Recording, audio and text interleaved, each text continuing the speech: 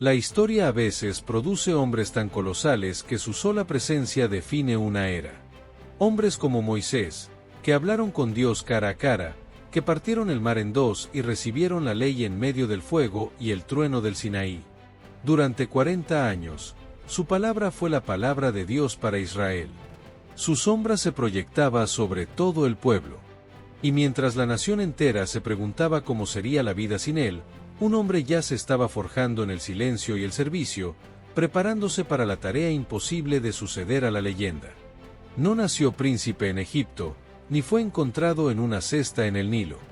Era un esclavo liberto, un hombre de la tribu de Efraín, cuyo nombre original era Oseas, que significa salvación. Pero el gran legislador vio algo en él, una lealtad de acero y un espíritu indomable. Moisés lo tomó como su servidor, su ayudante, su aprendiz. Y le cambió el nombre. Le dio un nombre que sería a la vez su identidad y su destino, Josué, que significa llave salva. Esta es la historia de ese hombre.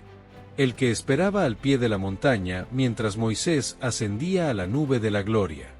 El que permanecía en la tienda del encuentro cuando la presencia de Dios se retiraba. El general que obtuvo la primera victoria militar de Israel contra los amalecitas. Un hombre que aprendió que el liderazgo no consiste en dar órdenes, sino en obedecer la voz de un comandante superior. Esta es la crónica épica de cómo el siervo se convirtió en conquistador, y de cómo la sombra de Moisés dio paso a la espada de Dios. Bienvenidos a Personajes de la Biblia, la historia que lo cambió todo. Durante décadas, Josué observó y aprendió. Su lealtad a Moisés era absoluta, pero su fe en Dios era aún mayor. Y esa fe estaba a punto de ser sometida a su primera gran prueba, una prueba que definiría el destino de toda su generación.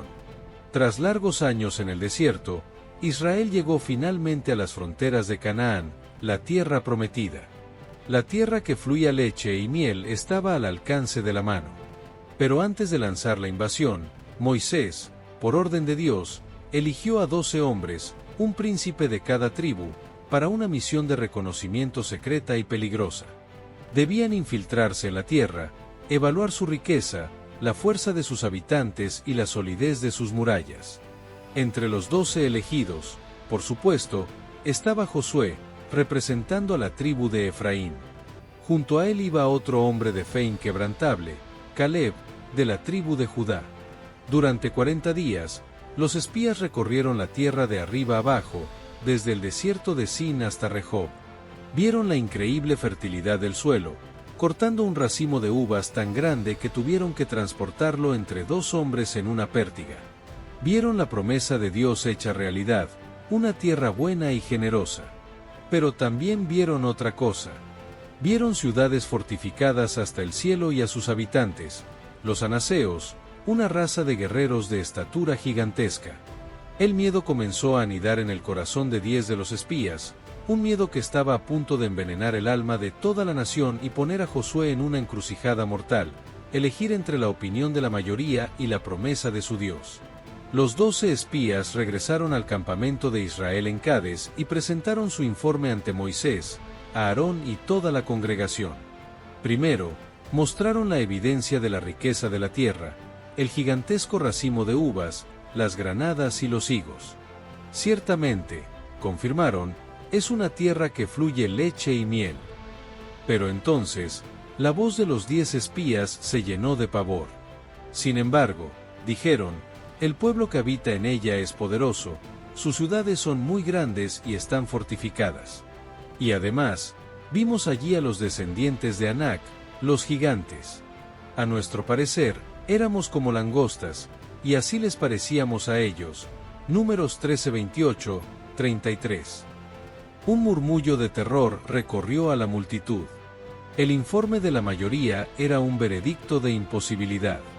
Fue entonces cuando Caleb, y a su lado Josué, dieron un paso al frente para acallar al pueblo. Con una voz resonante de fe, Caleb declaró, subamos de inmediato y tomemos posesión de ella, porque sin duda podremos conquistarla. Pero la semilla del miedo ya estaba sembrada. El pueblo se lamentó, lloró y se rebeló contra Moisés, planeando apedrearlos y elegir un nuevo líder que los llevara de vuelta a la esclavitud de Egipto. En ese momento de rebelión total, Josué y Caleb rasgaron sus vestiduras y rogaron al pueblo: «La tierra es sumamente buena. Si el Señor se agrada de nosotros, nos llevará a esa tierra y nos la entregará. No temáis. El Señor está con nosotros». Pero el pueblo no escuchó. Por su incredulidad, Dios los sentenció a vagar 40 años por el desierto, hasta que toda esa generación de incrédulos pereciera. De todos los hombres adultos que salieron de Egipto, solo 2, Josué y Caleb, los que creyeron en la promesa por encima del miedo, recibirían el derecho a entrar en la tierra prometida. Pasaron 40 largos años. Los que dudaron dejaron sus huesos en el desierto.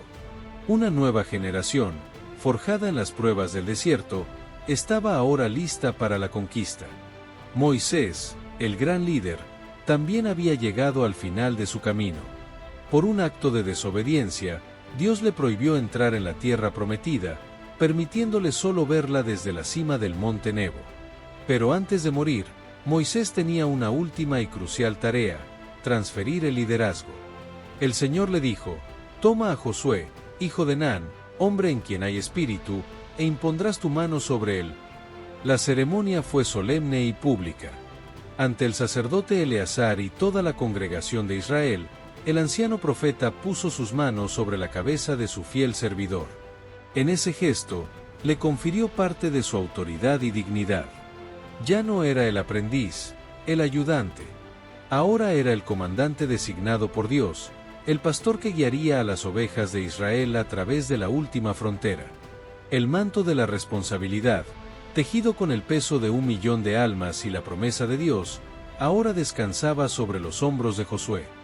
Moisés murió, y los hijos de Israel lloraron a Moisés 30 días.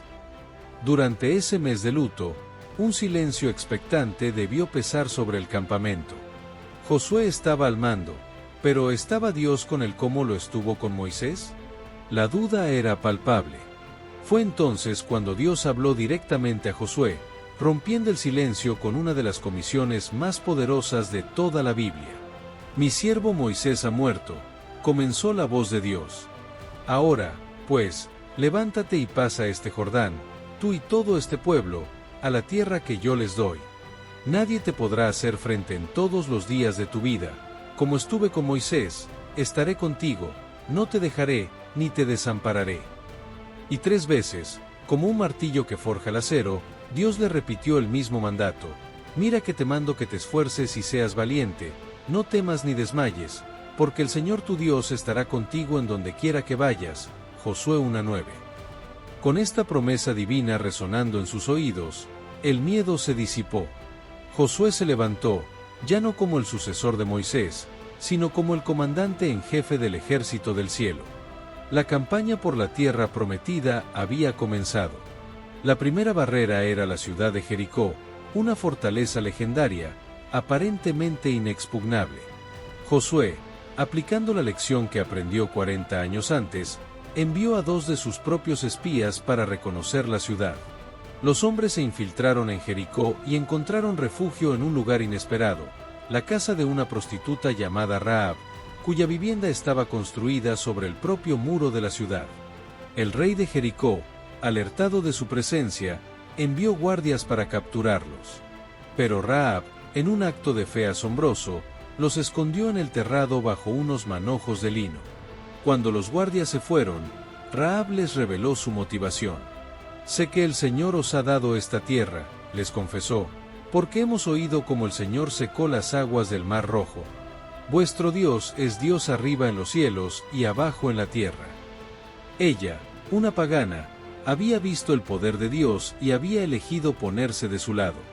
A cambio de su ayuda, hizo que los espías le juraran que perdonarían su vida y la de su familia. La señal sería un cordón de hilo escarlata que ella debía atar a su ventana. Gracias a la fe de una mujer marginada, la primera victoria de Israel en Canaán ya estaba asegurada. Llegó el momento de entrar en la tierra. Pero entre Israel y Canaán se interponía un último obstáculo natural, el río Jordán, que en la época de la cosecha corría crecido y desbordado por sus orillas. Era una barrera infranqueable. Josué, actuando bajo la instrucción directa de Dios, dio una orden que desafiaba toda lógica militar. Ordenó a los sacerdotes que llevaran el arca de la alianza, el símbolo de la presencia de Dios, y que caminaran directamente hacia las aguas embravecidas. El pueblo observaba desde la orilla, conteniendo la respiración. En el instante en que las plantas de los pies de los sacerdotes tocaron el agua, ocurrió el milagro. Corriente arriba, las aguas del río se detuvieron, alzándose en un montón, mientras que corriente abajo, el río siguió su curso hacia el Mar Muerto, dejando un vasto lecho seco. Mientras los sacerdotes permanecían firmes con el arca en medio del río, toda la nación de Israel, más de 1 millón de personas, cruzó a pie enjuto. Era una repetición del milagro del Mar Rojo. Dios estaba demostrando a la nueva generación que el mismo poder que estuvo con Moisés, ahora estaba con Josué. La conquista había comenzado con un acto de poder divino que aterrorizó a todos los reyes de la región. Con el pueblo ya en Canaán, el primer objetivo militar era Jericó. Pero la estrategia de Dios no involucraba arietes ni catapultas. El plan de batalla era una prueba de obediencia radical. Durante 6 días, Josué ordenó al ejército de Israel que marchara en silencio alrededor de la ciudad una vez al día, precedidos por 7 sacerdotes que tocaban cuernos de carnero, sofars, delante del arca de la alianza. Los habitantes de Jericó, desde lo alto de sus impenetrables muros, debieron observar la extraña procesión con una mezcla de burla y temor. Al 7º día, la orden cambió. Debían marchar alrededor de la ciudad 7 veces. Al final de la 7ª vuelta, Josué dio la señal. «Gritad», ordenó, «porque el Señor os ha entregado la ciudad». Los sacerdotes tocaron los cuernos con todas sus fuerzas, y el pueblo prorrumpió en un grito de guerra ensordecedor. Y entonces, lo imposible sucedió. Los muros de Jericó no fueron derribados por la fuerza, sino que se desplomaron. Cayeron sobre sí mismos, abriendo una brecha por todos lados para que el ejército de Israel entrara a la carga. La victoria fue un puro acto de fe, una lección de que las batallas del Señor se ganan con obediencia, no con fuerza humana. Embriagados por la milagrosa victoria en Jericó, los israelitas subestimaron a su siguiente enemigo, la pequeña ciudad de Ai. Josué, aconsejado por sus generales, envió solo una pequeña fuerza de 3.000 hombres, confiado en una victoria fácil. Pero fueron humillados. Los hombres de Ai los pusieron en fuga, matando a 36 israelitas. El desastre fue total, no por el número de bajas, sino por el impacto moral. El corazón del pueblo desfalleció y vino a ser como agua. Josué, con el alma destrozada, se postró ante el arca de la alianza, preguntándole a Dios por qué los había abandonado. La respuesta de Dios fue severa. La derrota no fue un fallo militar, sino una consecuencia del pecado. Israel ha pecado, le dijo el Señor. Alguien había violado el mandato de no tomar nada del botín consagrado al exterminio en Jericó. Tras un proceso de sorteo, el culpable fue identificado, un hombre llamado Acán, de la tribu de Judá, que había codiciado y escondido en su tienda un manto babilónico, plata y un lingote de oro. Una vez que el pecado fue purgado del campamento, Israel pudo finalmente conquistar Ai. Fue una lección brutal. La presencia de Dios y la victoria dependían de la santidad y la obediencia total del pueblo. La fama de Israel se extendía, y mientras algunos pueblos se preparaban para la guerra, los gabaonitas usaron la astucia. Se hicieron pasar por embajadores de una tierra lejana y consiguieron que Josué hiciera un tratado de paz con ellos, jurando por el Señor. Cuando Josué descubrió el engaño, mantuvo su juramento, pero los convirtió en siervos para el tabernáculo. Esta alianza enfureció a 5 reyes amorreos, que unieron sus ejércitos para atacar Gabaón. Los gabaonitas enviaron un mensaje desesperado a Josué, quien marchó con todo su ejército durante toda la noche para socorrer a sus nuevos aliados. La batalla que siguió fue legendaria. Dios intervino, sembrando el pánico entre los amorreos y lanzando sobre ellos grandes piedras de granizo desde el cielo. Pero a medida que el día avanzaba, Josué vio que necesitaba más tiempo para aniquilar por completo a sus enemigos. En ese momento, lleno de una fe audaz que desafiaba las leyes de la naturaleza, Josué oró en presencia de todo Israel y luego ordenó: Sol, detente en Gabaón, y tú, luna, en el valle de Ajalón. Y la Biblia registra el asombroso resultado: y el sol se detuvo y la luna se paró, hasta que la gente se hubo vengado de sus enemigos. No hubo día como aquel, ni antes ni después de él, en que el Señor obedeciera a la voz de un hombre. Josué 10, 13-14. La victoria sobre la coalición de los 5 reyes fue el punto de inflexión en la conquista del sur de Canaán. Pero la guerra estaba lejos de terminar. Josué, incansable, dirigió a sus ejércitos en una serie de campañas relámpago, conquistando ciudad tras ciudad, derrotando a reyes y sometiendo la tierra. Luego, se enfrentó a una coalición aún más formidable en el norte, liderada por Javín, rey de Jase, quien reunió un ejército tan numeroso como la arena que está a la orilla del mar, con muchísimos caballos y carros. Pero de nuevo, Dios le dio la victoria a Israel. La conquista de la tierra prometida no fue un paseo triunfal. Fue una larga y ardua guerra que duró años. Hubo victorias milagrosas, pero también batallas sangrientas y un esfuerzo constante. Una vez que las principales amenazas fueron neutralizadas, Josué se embarcó en su segunda gran tarea: dividir la tierra y asignarle un territorio a cada una de las 12 tribus, cumpliendo así la promesa que Dios le había hecho a Abraham siglos atrás.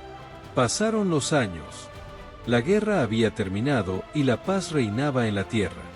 Josué, el joven aprendiz de Moisés, era ahora un anciano de 110 años, con su cuerpo cansado pero su espíritu aún encendido.